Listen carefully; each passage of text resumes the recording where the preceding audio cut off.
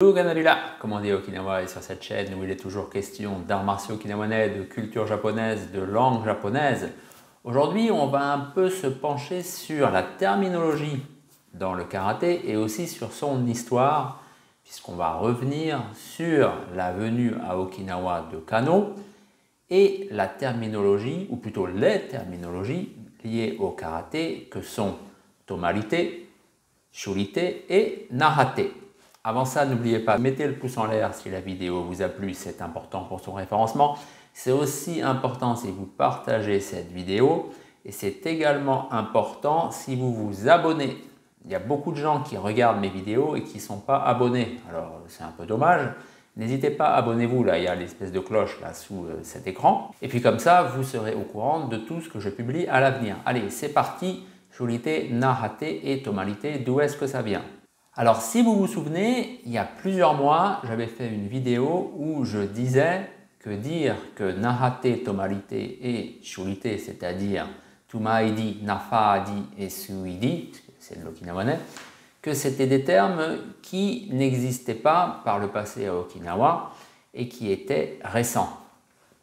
Moi j'avais dit que je n'étais pas très d'accord avec ça. En tout cas, ce qui était sûr, ça on le sait, c'est qu'en effet, les pratiques liées à Shuri, à Naha et à Tomari, elles existaient depuis fort longtemps et qu'il ne fallait pas confondre la chose et le mot pour décrire la chose, puisque la chose, elle peut exister sans qu'en effet le mot existe lui. Et il y a en effet une théorie qui avait été en effet rapportée par le karaténeur de Yese Enkamp, qui disait que oui, c'était parce que Kano était venu qu'on avait créé ces trois types de karaté, si je me souviens bien de ce qu'il avait dit. Oui, mais en fait les choses sont un peu plus compliquées que ça et on va voir pourquoi est-ce que surtout ça avait été créé et par qui.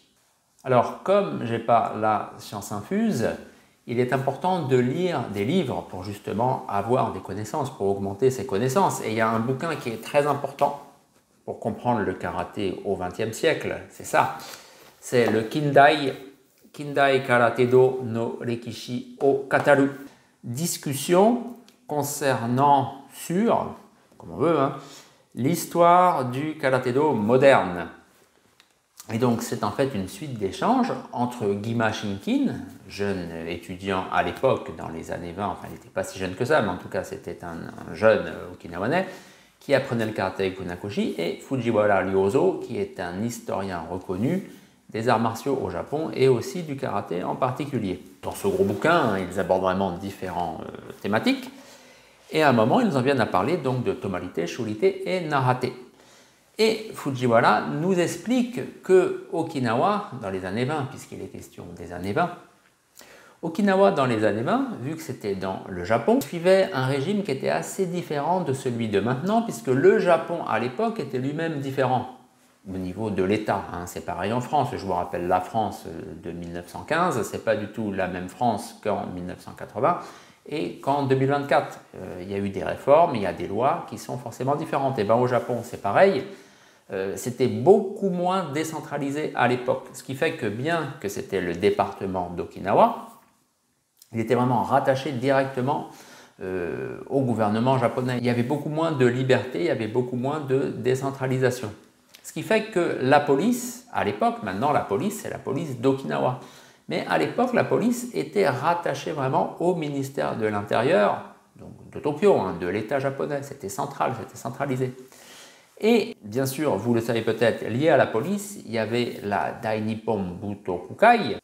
Ce qui fait que, vous voyez là où je veux en venir, l'État reconnaissait en quelque sorte des structures d'arts martiaux. Et quand Mabuni Kenwa avait fondé son club pour la recherche sur les techniques de combat à la chinoise, le Karate Kenkyu Kurabu, il avait été en quelque sorte reconnu comme une structure pour le karaté par l'État japonais. Ce qui fit qu'en 1928, quand Kano Jigoro vint à Okinawa pour une invitation de l'association des gradés du judo et aussi il devait faire une conférence au sein de l'association pour l'éducation physique d'Okinawa, eh bien on avait dit, puisqu'il y a quelqu'un de si important qui vient à Okinawa, on va lui faire une démonstration de karaté. Donc c'était quelque chose d'officiel, c'était quelque chose qui était avec la préfecture. La préfecture en tant qu'organisme qui gère le département. Et qui était justement lié de façon officielle au département pour le karaté, eh bien c'était ce club de Mabuni Kenwa. Il ne fut donc pas étonnant que Mabuni Kenwa et son club, avec bien sûr son camarade Miyagi Chojun, étaient chargés de l'organisation de cette démonstration. Mais c'était que l'organisation, ce qui avait, on peut dire, dans l'ombre, ce qui avait en retrait, c'était des fonctionnaires en fait qui pensaient à comment est-ce qu'il fallait faire les choses, dont notamment l'assemblée territoriale, l'assemblée du département d'Okinawa qui était liée à la préfecture.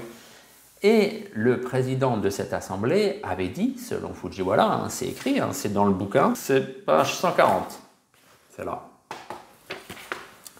Page 140, Fujiwara rapporte que le président de l'assemblée avait dit oui mais non, parler de Tode ou de karaté, c'est-à-dire technique de combat à la chinoise, c'est pas forcément bien, il faudrait quelque chose qui fasse plus okinawanais.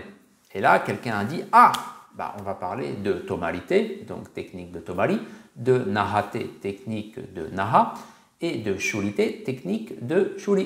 Vous voyez, donc c'était en fait une idée d'un fonctionnaire, de quelqu'un qui n'était pas forcément lié au karaté, qui savait peut-être ce que c'était, mais on n'en est même pas sûr.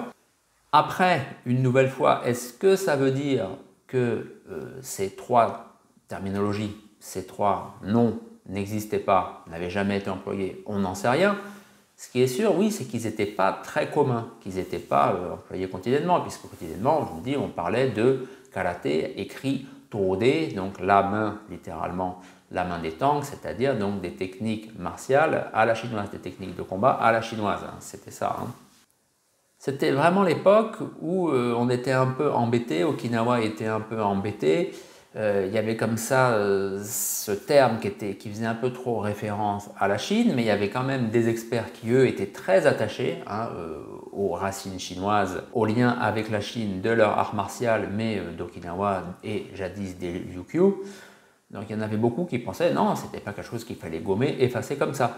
Il y avait comme ça beaucoup de débats, beaucoup d'idées. Et puis la preuve, ces trois terminologies, nahate, shurite, tomarite, ne sont pas non plus restées. C'est un peu les gens vraiment qui s'y connaissent, ceux qui s'intéressent, soit qui sont un peu versés dans l'histoire ou qui veulent vraiment connaître les spécificités des courants okinawanais, qui les connaissent encore maintenant en 2024. Vous allez dans n'importe quel dojo okinawanais, je ne suis pas sûr que les gens vont connaître nahate, shurite, tomarite. Par contre, parler de karaté ou de tudi, tode, et aussi donc, littéralement main des tangs, oui, ça, les gens connaissent quand même. Mais tomarite, nahate, shurite, non, c'est quelque chose qui est un peu passé dans l'oubli, qui n'a jamais été connu. Fujiwara dit même qu'il y avait eu aussi d'autres propositions qui avaient été émises. Par exemple, on voulait aussi parler de Matsumura Ryu, donc d'école de Matsumura. Et ou aussi, par exemple, de Itosu Ryu, d'école d'Itosu. Beaucoup d'idées, on voulait, il y avait un peu, il y avait peut-être même du brainstorming, on disait tiens, il faut qu'on trouve comme ça des idées, des terminologies pour notre activité. Pourquoi pas? Voilà, on a fait le tour de la question. J'espère que ça vous a intéressé. N'oubliez pas, avoir accès soit à des sources primaires, soit à des ouvrages vraiment intéressants sur le karaté, puisqu'il ne faut pas se leurrer, ça en français ça n'existe pas. À un moment, il y a eu un peu Tokitsu qui faisait des choses. J'ai essayé de participer avec mon bouquin Karaté Kobudo à la source. C'est un livre qui se veut présenter les arts martiaux okinawanais, donc Karaté Kobudo, là présentement, dans ce qu'il y a de plus contemporain. On n'est pas trop dans les développements liés à l'histoire 1850, 1900, 1920, même si, je le dis souvent, il y a une petite partie justement sur ces différents clubs, ces structures fondées par Mabuni et d'autres vers 1920 à Okinawa. Donc, si vous voulez avoir accès à tout ça, il faut lire le japonais, il ne faut pas se leurrer.